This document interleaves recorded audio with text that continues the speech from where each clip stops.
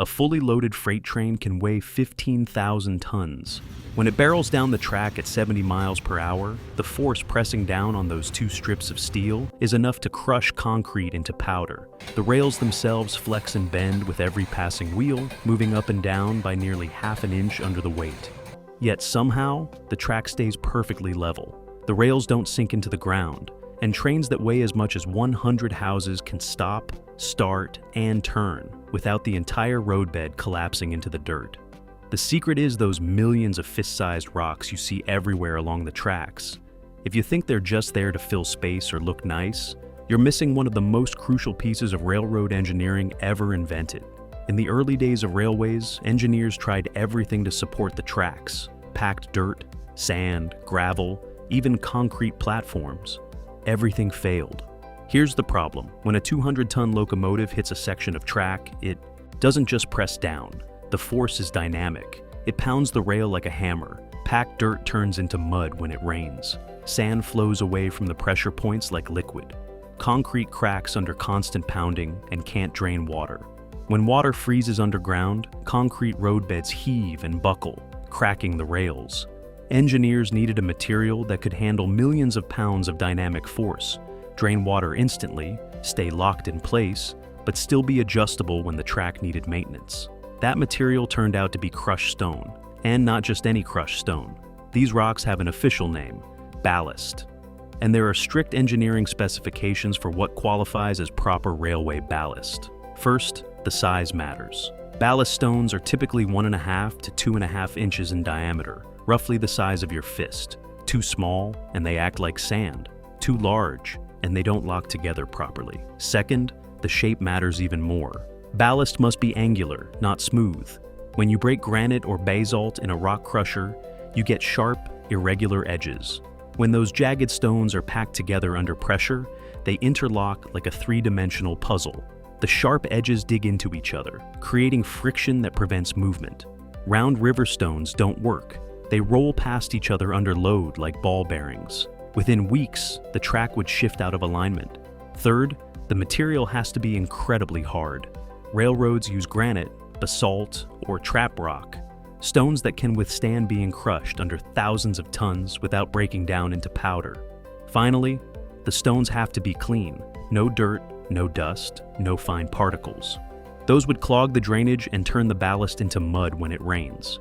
This isn't landscaping gravel, this is precision-engineered material. So, what exactly is all this crushed stone doing? It has 4 critical jobs. Job 1 is load distribution. When a train wheel hits a rail, that force concentrates on a contact patch about the size of a dime. If those ties sat directly on dirt, they would punch through the soil like a hammer through clay. The ballast spreads that concentrated force across a much wider area, reducing the pressure to something the ground can actually handle. Job 2 is drainage. Water is the enemy of railways. The spaces between the angular stones create thousands of tiny drainage channels. Water flows through ballast almost instantly. Properly maintained ballast can drain water at a rate of over 50 inches per hour, faster than almost any natural rainstorm. Job 3 is track stability. Rails have to stay in precise alignment. The interlocking stones lock the ties in place. The sharp edges create so much friction that even a fully loaded freight train cannot shift the track sideways. Job 4 is adjustability. Here's the genius part. Ballast is strong, but it's not permanent. Over time, tracks settle. With ballast, you use a machine called a tamper. It lifts the track slightly, then vibrates hundreds of steel tines down into the ballast like electric forks. The vibration temporarily liquefies the stones. The machine adjusts the track to exact specifications, then pulls out the tines. The stones settle back into their interlocked position, and the track is perfect again. Railway maintenance crews can re-level miles of track this way in a single night. No other material allows this. But ballast doesn't last forever. Over years of use, constant pounding breaks down even the hardest stone. The sharp edges get worn smooth. This is called ballast fouling. At that point, railways have to clean the ballast, running a machine that vacuums it up, screens out the broken material, and replaces it with fresh ballast. On busy main lines, this happens every 20 to 30 years. So, why not just use concrete? Some railways do. It's called slab track, and it's used in certain high-speed rail lines and subway. Tunnels. But slab track costs 3 to 5 times more to install than ballasted track. It's nearly impossible to adjust. If the ground settles, you can't tamp it back into alignment. And it's significantly louder because concrete reflects sound instead of absorbing it. While slab track works in specific situations, the vast majority of the world's railways still use ballast. It's the most practical, cost-effective, and maintainable solution ever developed. Think about the scale. The United States alone has over 140,000 miles of railway track. If each mile uses an average of 3,000 tons of ballast, that's over 400 million tons of crushed stone in service right now. Entire quarries exist solely to supply railway companies with specification-grade stone. So, the next time you're waiting at a railroad crossing, look at those stones. They're not filler, they're not decoration.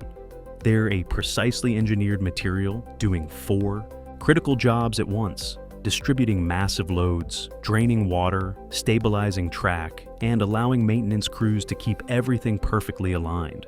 Without ballast, the railways that move billions of tons of freight and millions of passengers every year simply wouldn't work. Those humble crushed stones are holding up the entire system. If you want more engineering hiding in plain sight, subscribe and hit the bell. Let me know in the comments what other simple infrastructure you want me to explain. Thanks for watching, and I'll see you in the next one.